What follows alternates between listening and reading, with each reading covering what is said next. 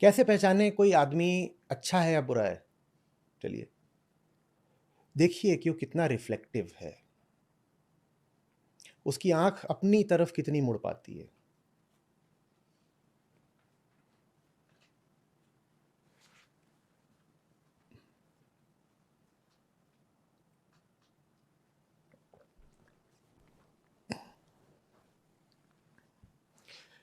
कैसे पहचाने कि कोई वक्तव्य, कोई ग्रंथ अच्छा है या बुरा है? देखिए कि वहाँ जो बातें हैं, वो आपको आत्मज्ञान के लिए प्रेरित करती हैं या नहीं। आत्मज्ञान माने क्या होता है? आत्मज्ञान माने कोई हवाई हिमालयी चीज़ नहीं होती है कि कहीं बैठ करके योगी की मुद्रा में तुम्हें आत्मज्ञान होगा। आत्मज्ञान बहुत ज़मीनी, चलती-फिरती दैनिक ज़िंदगी की बात है।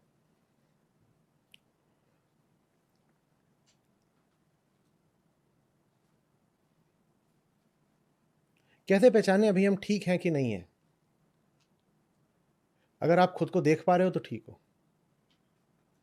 आपको ये भी लगता है कि आपकी हालत बुरी है, पर अपनी इस बुरी हालत को साफ-साफ देख पा रहे हो तो ठीक है। और आपको लगता है कि आपकी हालत बहुत अच्छी है, पर आप स्वयं से बेखबर हो तो बहुत गड़बड़ हो रहा है कुछ।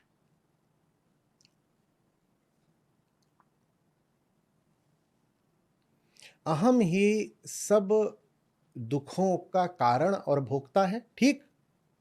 ठीक है ना? सारी लंबी-चौड़ी बातचीत अंततः इसलिए है क्योंकि हम परेशान हैं, है ना? तो आत्मज्ञान का मतलब होता है, देखूं तो कि ये परेशानी क्या है और किसको है।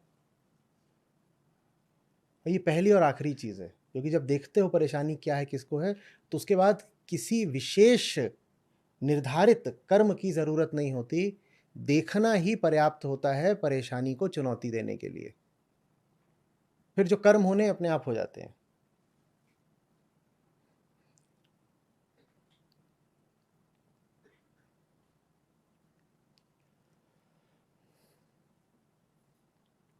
बड़ी सुंदर कविता है, माने कि ना माने सुंदर है, बोलो कैसे पता चले सुंदर है कि नहीं? उसमें अहंकार और आत्मा की बात है कि नहीं है? हो सकता है उन्हीं शब्दों में ना हो, जैसे लाओत्ज़ु के शब्दों में कहीं नहीं है अहंकार आत्मा, तो ताओ की बात करते हैं। हो सकता है उन्हीं शब्दों में ना हो, पर कुछ भी अच्छा तब है जब उसमें आपकी स्थिति मौजूद हो और आपकी संभावना भी। आपकी स्थिति माने अहंकार, आपकी संभावना माने आत्मा।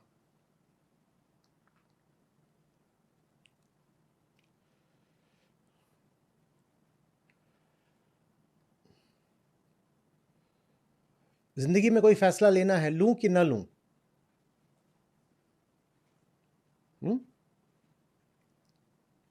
पूछो कि मूल समस्या क्या है जिंदगी की, और जो फैसला लेने जा रहे हो उससे सुलझेगी कि नहीं, बस यही।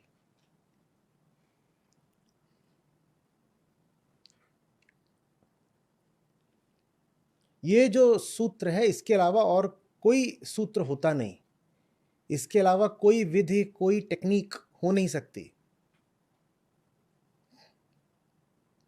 कैसे पता करूं कि गीता सत्रों से लाभ हो रहा है कि नहीं? अपनी चोरी, अपनी गलतियां, अपनी कमजोरियां, अपनी नालायकियां, अपनी चालाकियां बेहतर पकड़ पाते हो या नहीं? अपनी ही पकड़ते रहें क्या? पड़ोसी बड़ा हरामखोर है,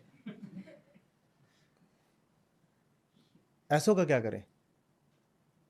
ये आचार्य जी जब देखो तब बस अपनी ही चोरी पकड़वाते रहते हैं, और ये महाचोर जो बगल में बैठा है उसकी बात कभी करते नहीं। तुम्हें इससे नहीं समस्या होती है कि वो चोर है, तुम्हें समस्या होती है कि चोरी हो जाती है तुम्हारे यहां। और तुम्हारे यहां चोरी इसलिए हो जाती है कि तुम बेहोश हो, मैं तुम्हारी बेहोशी हटा रहा हूं, फिर देखते हैं कि कौन सा चोर तुम्हारी चोरी कर ले जाएगा।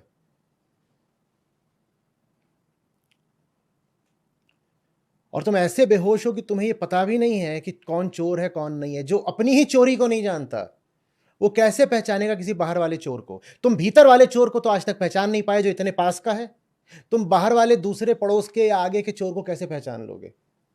जो अपने चोर को पहचानने लगता है उसे दुनिया के सब चोर साफ दिखाई देने लगते हैं।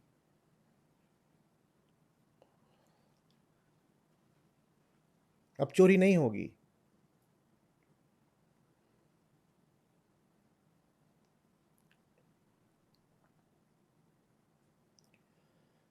कोई यहां ऐसा है जिसको बंदूक दिखा के लूटा गया हो?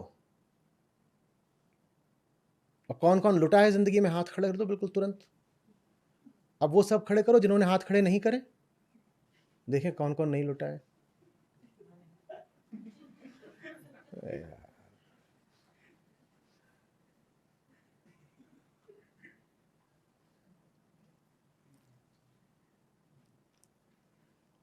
ये कैसे हुआ? बंदूक किसी ने कनपटी पे लगाई नहीं और लुटे सबके सब हो, ये कैसे हुआ? बताओ, बाहर के लुटेरे को पकड़े या हम ही बेवकूफ हैं? जबरदस्ती कोई नहीं लुटा है, हम अपनी रजामंदी सहमति से लुटे हैं। तो बाहर के लुटेरों को चुनौती दें या अपने को होश में लाएं? हमें लूटा हमारी बेहोशी ने है या बाहर के लुटेरे ने? ये आत्मज्ञान है।